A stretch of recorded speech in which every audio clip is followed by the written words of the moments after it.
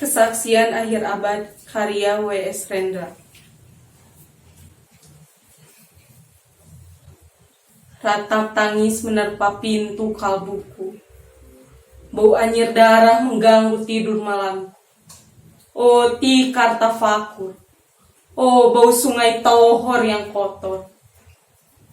Bagaimana aku bisa mengerti keadaan ini?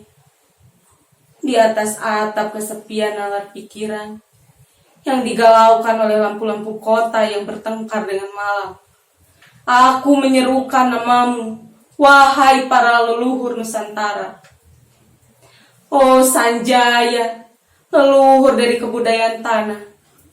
Oh Purnawarman, leluhur dari kebudayaan air. Kedua wangsamu telah mampu mempersatukan kebudayaan tanah dan air.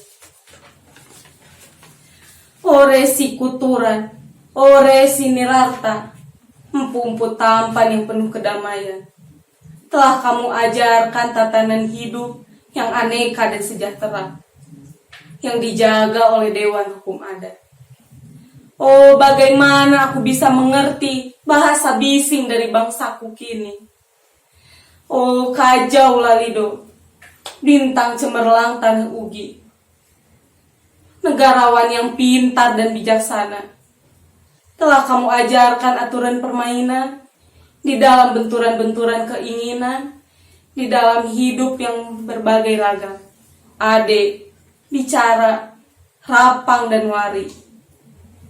Oh lihatlah wajah-wajah berdarah dan rahim yang diperkosa muncul dari puing-puing tatanan hidup yang porak-poranda.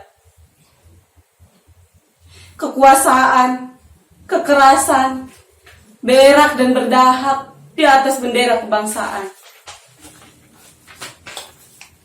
Oh anak cucuku di zaman sibernetik, bagaimana akan kalian baca prasasti dari zaman kami? Apakah kami mampu menjadi ilham kesimpulan? Ataukah justru kami menjadi sumber masalah di dalam kehidupan? Dengan puisi ini aku bersaksi bahwa rakyat Indonesia belum merdeka. Rakyat tanpa hak hukum bukanlah rakyat merdeka.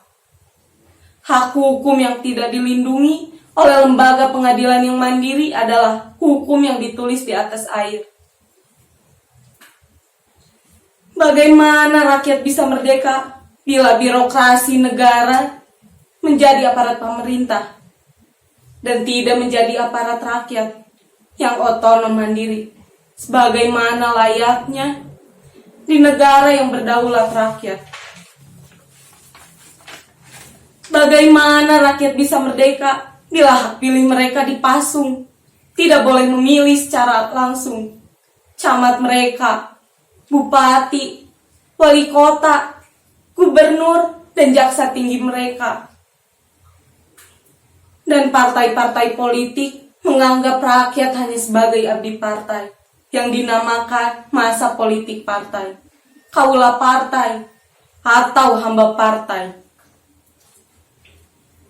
Bagaimana rakyat bisa merdeka bila pemerintah melecehkan perdagangan antar daerah dan mengembangkan merkantilisme dendels, sehingga rela menekan kesejahteraan petani, nelayan, guru, dan serdadu berpangkat rendah?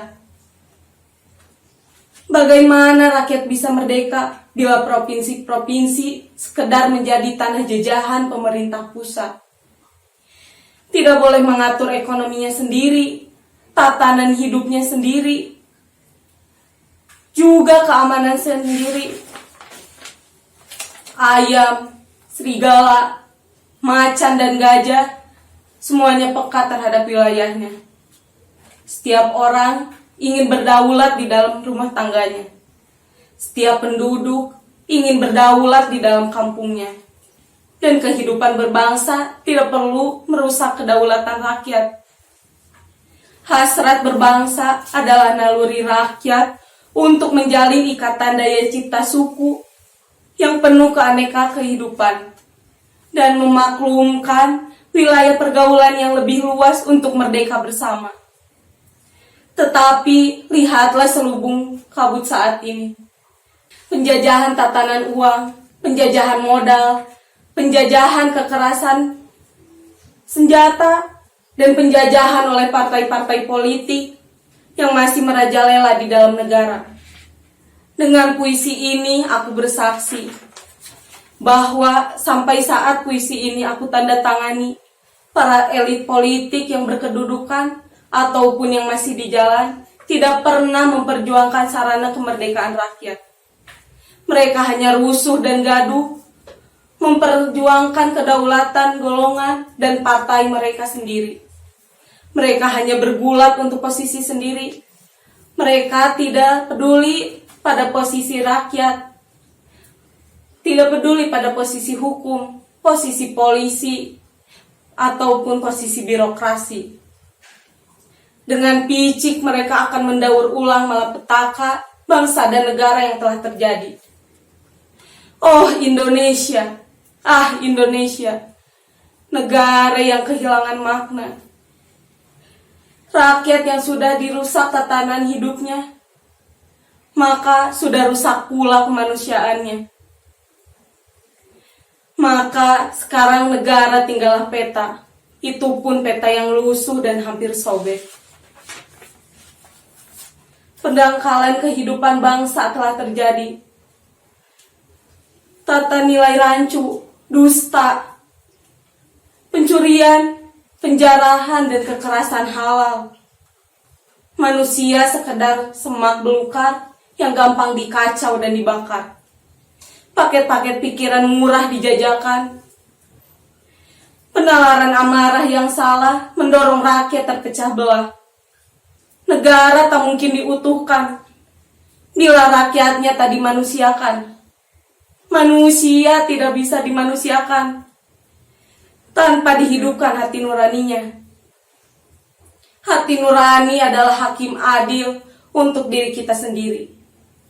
Hati nurani adalah sendi dari kesadaran akan kemerdekaan pribadi.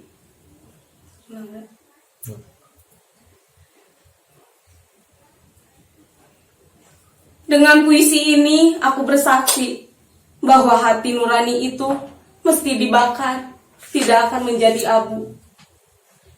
Hati nurani senantiasa bisa bersemi meski sudah ditebang, potong di batang.